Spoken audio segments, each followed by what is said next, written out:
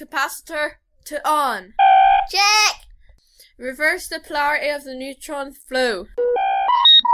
Check! Set tachyon emission coordinate. Check! Clean underwear. Yeah. Check! Engage time jump to the future!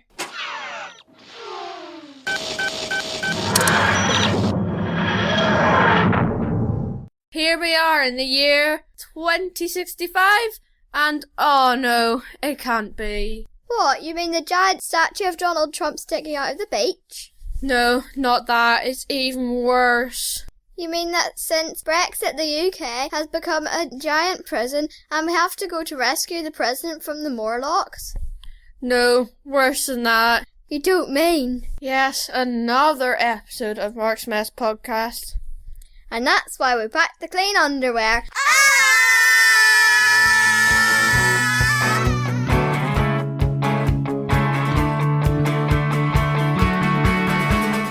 I'm Mark Adams and welcome to episode 7 of Marksmess Podcast. We're with my daughters Charlotte and Catherine.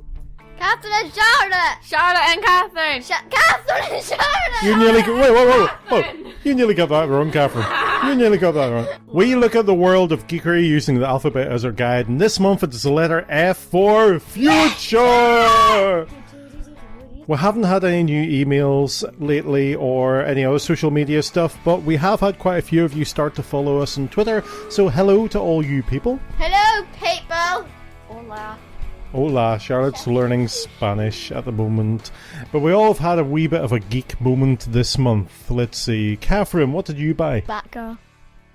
You bought Batgirl. Do you want to explain a wee bit more so they don't think you've got Barbara Gordon hidden in the attic? Who's that? Batgirl. I got a Batgirl doll. Like a Barbie doll type thing. No. And she's huge. Yeah, like a Barbie doll.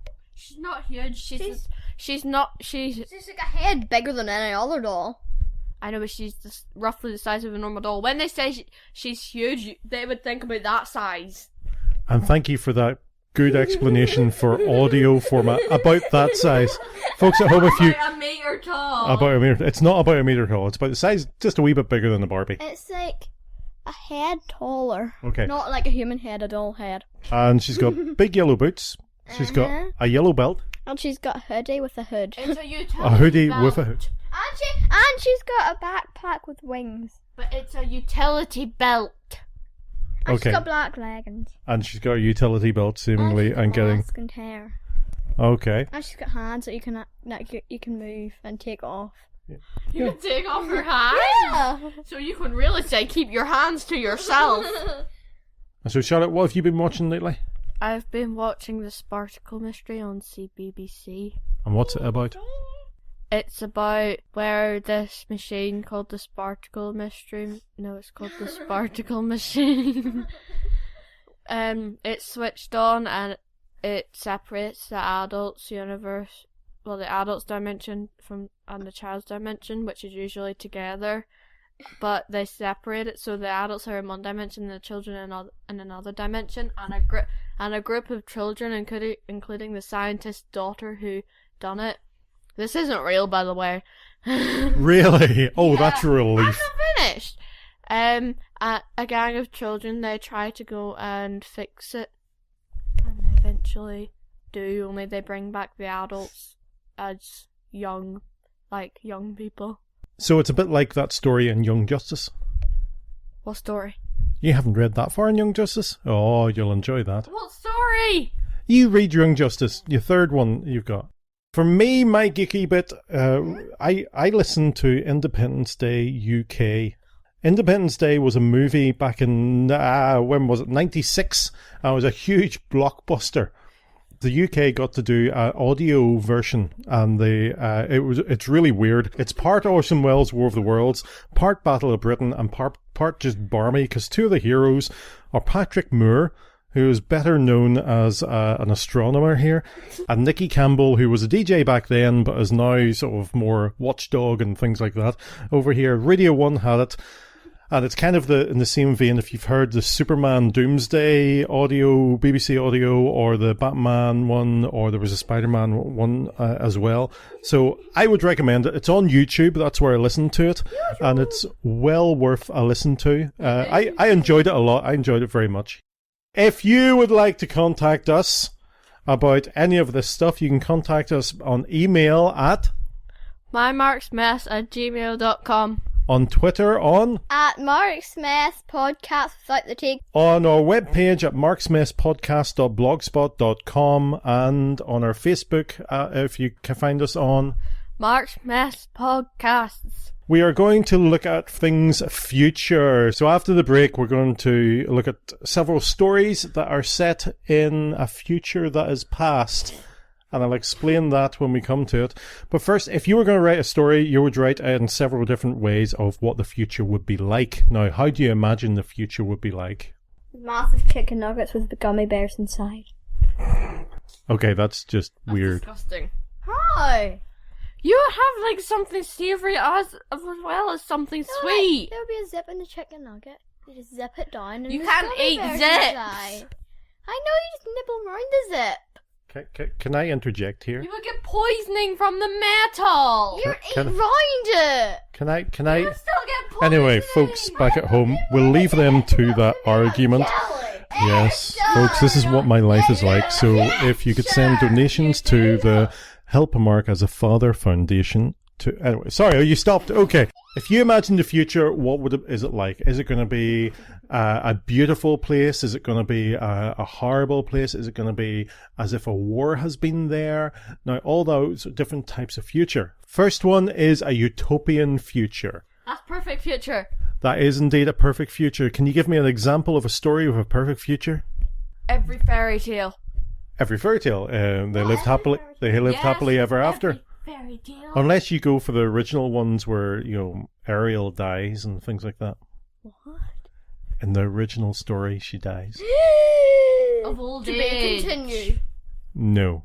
What should die of then? There was a Japanese fishing fleet. When? What? Anyway, Utopia, perfect example of Utopia in my mind is Star Trek. Because they go about in these flashy, beautiful, sleek starships that have lovely doors that go whoosh, whoosh. Automatic doors then. Automatic doors that go whoosh, whoosh. We have them as well, you know. But not in this house. We have them in Tesco's. I was in school. Okay, fine. You go to school in a No, starship. but your doors don't go wish wish, they go wish wish. Which is an important distinction. They also have a perfect society where money doesn't seem to be an issue. Everyone's got enough food. So they go exploring space. Now, Star Trek is a brilliant example of science fiction because the story it's not about the future, it's really about us now. It's set in the future, but all the issues now are... some people have pointy ears. So, a utopian future is a perfect future. Not many stories are based around that. The next type of future is the opposite of utopian. It's a... not utopian. It's a dystopian. And that just means everything starts going downhill. Things start going badly. There's a thing Like called... Donald Trump. No, I'm not going to say it. You're not going to say about Donald Trump. Imagine a world that there were no rules and people could do what they wanted, and there were gangs of people roaming the street doing whatever they wanted to. Would that be a good world? No. It depends what type of people there were. They wouldn't be nice. Oh, never mind. No. Right? Then they would just steal what they want and just go into supermarkets and just like chuck food in the trolley and then run out. Yeah, there's a word called entropy, and it's a scientific word. Means everything goes into a state of disorder if left without an outside force acting on it. In other words, Catherine's room.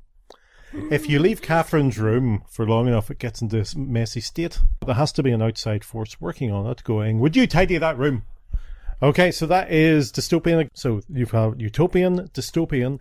Next one is... Utopian. No, we're away from the utopian. Apocalyptic. Oh. And That's where war happens. That's where either some major event like war, plague, zombies comes along and everybody's running about going, ah! Like this. Ah! I've just done... Ooh, cookie. Ah! Ooh, duck. Ah! Ooh, little ducky. Good little ducky. Ah! So, one of my favourite apocalyptic ones is Day of the Triffids, which instead of zombies, they have plants that walk about and eat people. Oh, is it Okay. like Monsters versus Aliens or something where the carrots come alive? When it was the pumpkins, then the carrots. Something like that, maybe. But that's apocalyptic. So, but what happens after the apocalypse has happened and we're trying to rebuild a society?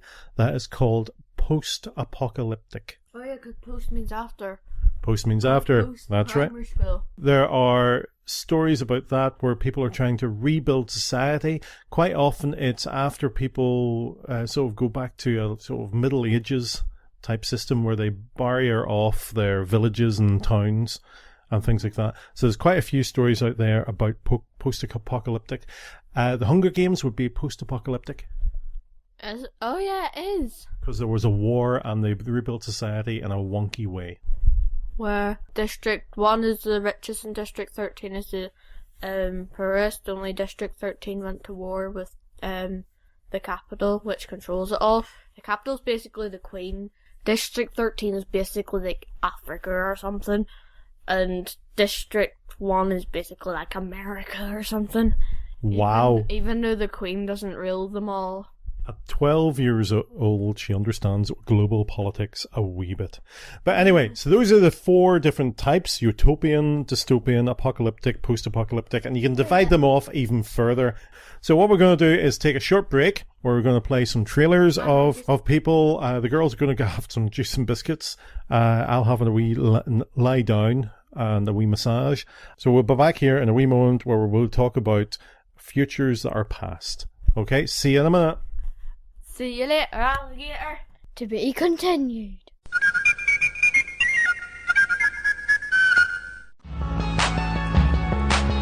In February 2014, a new podcast dedicated to the Marvel Comics character Adam Warlock debuted. And the internet broke in half. Well, not really. Far from it, to be honest. But a few of you actually noticed, and we thank you for that. Over the course of 2014, we covered all of Adam's Silver Age adventures and have started on his Bronze Age solo series, as well as his current appearance in 2 Thanos specials. But it's time for a change. So I'm sad to announce that episode 20 will be the last episode of Resurrections, an Adam Warlock podcast. However, I am pleased to announce that in 2015, we will premiere the first episode, which we will call Episode 21, of Resurrections, an Adam Warlock and Thanos podcast. Yes, the show is continuing, but now with more Thanos. Each month we will have John M. Wilson on as we cover an issue of Warlock, and the other episode of the month, we will continue to have Brian Zeno on to cover Thanos' appearances, starting with Captain Marvel 25. So join us in 2015 for Resurrections, an Adam Warlock and Thanos podcast, now with 20% more Thanos. Now I'll show you what I already know. As one tiny spark becomes a night of blazing suspense. Where there is fire, there is smoke. Burn it down! Dick, you're fired! Thank you. Flame on!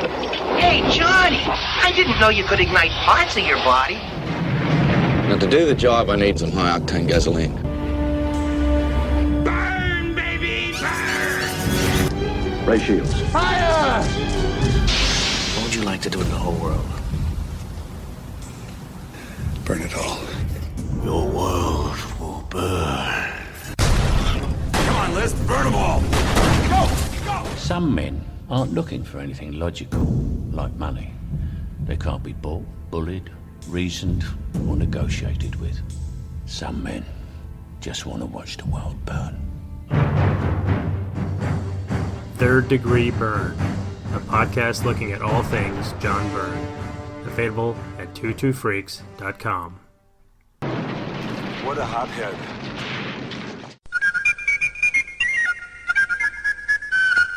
Okay, we're back, and we're going to talk now using our knowledge of the future, and our Juice and Biscuits energy. To talk about, well, I want to talk about future stories, but I want to talk about future stories that have already happened. Future stories that were maybe written 30 years ago, set in, say, 1999. There's a program called Space 1999 when I was younger about the moon flying out of orbit and exploring the galaxy with people sitting on it. Oh, it was good at the time. Don't sit there open-mouthed at me. I know what I'm talking about. A children's program. Because that would explain it if it was. No, it was Jerry Anderson, Thunderbird's fame. It wasn't marionation puppets, but it was real people. But they had the coolest spaceship, the Eagle. I loved that. Anyway, but I want to explore these stories that are set in years that are past as a future, but stories that happened within your lifetime. So the future was within your lifetime. So I can't use Space 1999 because you weren't born then. So I have to use from, you're going to use from when Catherine was born. What year were you born? 2006. So from 2006 onwards. We could use the Doctor Who story like Fear Her, which was in 2006, portraying the life in 2012, but there isn't much of a difference in the life there. Or the Thunderbirds movie. So what was it supposed to be life in 2012? Well, it was fairly much the same, because they were only going 6 years in the future. The Thunderbirds movie was out in 2004, but it was set in 2010, and it was a wee bit rubbish, so not going to go for that. So we're going to go for 3... I enjoyed it, but it wasn't the best movie in the world. I love Thunderbird 2 is my favourite. First one I'm going to do is Back to the Future 2, which was made in 1989 and set in the year 2015. Wow, all the way in the future. Which it must be weird for you guys, because I remember seeing that in the cinema. And, you had the future. It wasn't a great movie by any stretch, but you had the future and you had all these things that you had in the future, like hoverboards and shoes that tied themselves and stuff like that. They'll have to tie our own laces. Yes, darn it. Darn future. Laces that tie themselves. You can get them, but they're quite expensive. No, we've got them. What? The laces that you don't have to tie. Oh yes, the curly ones, and you just pull them. Do you ever use them? Were they any good? I've never used them, because they would always uncurl. Okay. My shoes weren't big enough, but I tried sometimes. Right. We're not so much interested in the storyline of it. The original movie was, I think, 4 years before it in 1985, and I didn't think there was going to be another movie, but they made the second and third one back to back. In other words, they didn't stop production, they kept on making them. So the next two would be a year in between each other. In 1985 or 6, they went to the future, which was 2015. And I thought Princess Diana would still be alive. Yep, that was one of the things that was changed, but they couldn't predict that. They also had Jaws 7 or 8 or 9 or whatever. And there's quite a good YouTube video out there of the trailers for all the Jaws movies in between the last one they made and the one they were meant to have made in 2015. Some of the things they did do, they had Michael J. Fox. Princess Diana die? How or where? How? Okay, depends who you believe. It was a car accident in Paris. She was being chased by the paparazzi, and that's the newspaper people who like to get pictures of famous people and sell them. Yeah, I know. And there's some people who think it was Prince Philip put a hit out on her. Okay. I'm not. I wouldn't sort of go with that one, in case he came after us. I don't think that's true, because why would he do that? Yeah, I'm with you. But some of the things they had the Michael J. Fox's son in it, who was played by Michael J. Fox, had a pair of glasses and he was watching TV on them. I wish I had them. Do you think that's real? No. Well, we've got them. Google glasses. Google glasses. The best technology you can get, you get them in Japan. And you have to go all the way to Japan and buy them, and they're probably like £1,000 or something. They're glasses you put on and they tell you all the information. Google, they can picture somebody's face and tell you who that is. They can do telephone calls for your glasses and all that. Yeah, but how do you control it? Do you control it with your eyes? I don't know. I think it's in connection with your phone as well. So, but you know, it relays information to you what the weather's like, even though you're standing outside in the weather, and things like that. So I saw a news round. There's this robot now that it helps lost people in the airport. It speaks Japanese and English, and it goes up to the person. It's about maybe half a meter tall, and it goes up to people and it says, "Are you lost?" And then the person goes, "Yes," and then it says, "Where do you want to go?" And then the person says wherever they want to go, and the robot shows the person to it. Okay, that's freaky. And it's really cute, the robot. It would need to be. I don't want one of those robots that would take over the world. Anyway, other things they had video conferencing calls where the things that most TV programs have, where they go like that and then the video comes up. Well, this was actually on a projector screen, but have you ever made a video conference call? Skype. Exactly, Skype. So we've got that. They had hands-free gaming, where we do have we do. The PlayStation or something. The PlayStation and the Xbox, not the Wii, have got, you know, you can do dances and stuff like that, where it was motion sensitive. Yep. And they had personal computers that were flat like a book. Laptops. Tablets. Yeah, they had all these things that were fairly right. Laptop tablets where you can take the screen off. Yep. It's quite good stuff. So, the world of Back to the Future 2, set in 2015, is a lot different from us. We don't have flying cars. But they had a jacket that you pressed it and dried himself and all that. We don't have... Wet himself. Well, he fell in the water when he was in the hoverboard, because everyone knows hoverboards don't work on water. Why not? Because they don't. They're supposed to hover above ground. Ah, but water is not ground. It should still work.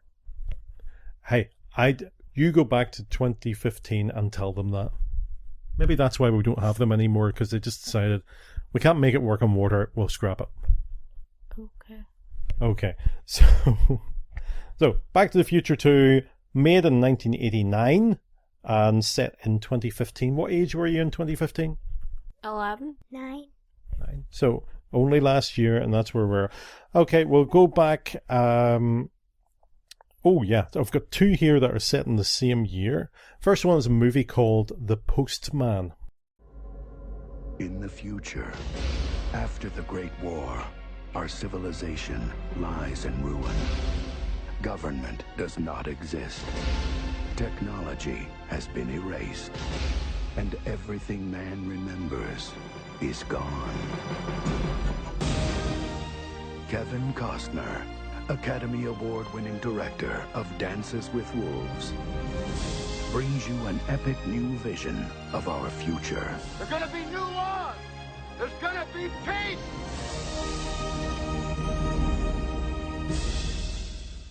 It's directed... Sounds scary. The Postman. Funny, dun, dun, dun. Funny enough, in the cinema, it didn't really deliver, because it wasn't very well received. It was a very big budget movie, directed and starring Kevin Costner, and he'd already come out of a bad movie called Waterworld, set in the distant future where the world's covered in water. And this one was made in 1997, where before you were born, but set in 2013. What age were you in 2013? Charlotte's got the look of shock on her face that she has to do maths. 9. Pardon? 9, I think. 7. 7 and She just 9? has to take 2 years away from my age, so why don't you ask her first next time? You just had to take 3 years away from the age you are I now. took 3 away from 10. I know. I don't care, it's still too hard. It's maths, it's not that hard. Anyway, it's post-apocalyptic. It was very vague about what actually happened. There was a war and there were some plagues, and society didn't build itself up again after that. And there were these people who were basically militia, men with guns who decided they would rule instead of anyone else. And it became like the Middle Ages, where they went around places demanding food. You give us food or we beat you up type stuff. Bully boys. Bullies. basically bullies. And so this guy's found a postman's uniform and decided to try and get food sneakily off places by pretending to be a postman from a new government, which didn't actually exist. He ended up setting up a new government. It was that good. It was a wee bit simplistic in the thing that if you have a postal service, society will come together. It was all right as a movie. It had Tom Petty as Tom Petty. Tom Petty's a singer from the 80s, and he didn't back down. I don't get it. That's okay. Someday you will. Someday I'll let you listen to those CDs. Anyway, so their version of the future was no government, no cars, no computers, no tablets, no phones. Would you like to live then? No. Right, and quite a hard life, and you had to live off the land and things like that. So we've had Back to the Future 2, The Postman. Last one is from comic books. It's X-Men, Uncanny X-Men number 141, 142, Days of Future Past. I have the pocketbook version here, and that cover is from one of the covers where it has a Sentinel and Wolverine and Storm, and they're in a fight. This is a story where back in 1981, where Kitty Pryde comes from the future, inhabits her own body in the past, and you get to see glimpses of what their future was like. So in 1981, you're going to 2013. So how many years is that? More. Okay. That's 32 years. So you get to see parts of the future. I'm going to show you parts of their future and the different things. Here is the first few pages of issue 141, the first part of it. And you see a gang member. You've got Kitty Pryde, or Catherine Pryde as she's known then, running through the streets in 2013. And you've got like this guy who's in the gang. He's got a mohawk. He's got a waistcoat. Symbol on his face. Weird symbol on his face. A waistcoat with no shirt. How uncouth. And that's the style they have. Sword. What? And a sword. And a sword. I think it's just a big knife. Yeah. But also look at the mode of transport. How are they going about? Horse-drawn buses? Horse-drawn buses. So what actually happened was the government set up Project Wide Awake in the 80s, which was setting up sentinels to capture mutants, because mutants were seen as a threat. They were powerful humans who could probably destroy buildings and stuff like that, so the government wanted them contained. So they had these sentinels. But the sentinels became very, very clever, and they decide, well, where do mutants come from? They actually come from humans, so let's capture all the humans as well. So it didn't work out. They are human. Yeah, it's a wee bit like the storyline in Age of Ultron, the second Avengers movie. Where in Age of Ultron, you had Ultron going, well, if I'm going to protect the world, I have to kill all the human beings, so to save them from killing each other. Yeah, that's kind of not how it works. It's not kind of, doesn't work out well. That's why you never let computers run anything. That's why I'm scared of all these smartphones in the hands of people that aren't quite so smart, because they'll take over the world. And look at the size of the computers. This is from issue 142, where the Sentinel is at a computer. That's massive. It's huge. It's bigger than the Sentinel, and Sentinels are huge. The Sentinel's head is about the size of a human being. Whoa. Yeah. So there you have it. You have got several futures that have already happened, but didn't actually happen. Fortunately, because they're all fictional. This has been Marksmess Podcast, brought to you by the letter F of Geekery. If maybe you have a favourite future storyline or a future storyline that has passed, or even suggestions for the future letters, because the next one is G, why not drop us a line and tell us all about it? You can contact us by email at mymarksmess@gmail.com, or on Twitter at Marksmess Podcast, or on the webpage marksmesspodcast.blogspot.com, or the Facebook page Marksmess Podcast. Thanks to Josh Woodward of www.joshwoodward.com for the title music. Next time we're going to be doing the letter J. G. What are we going to do for G? Good things. Good. Google. We'll do Google. Any last words? Hasta la vista. And funny enough, that is from a time travel movie. Terminator, the Terminator robot from the future, comes back to the past. Goodbye. And a goodbye from Catherine, and a goodbye from me as well.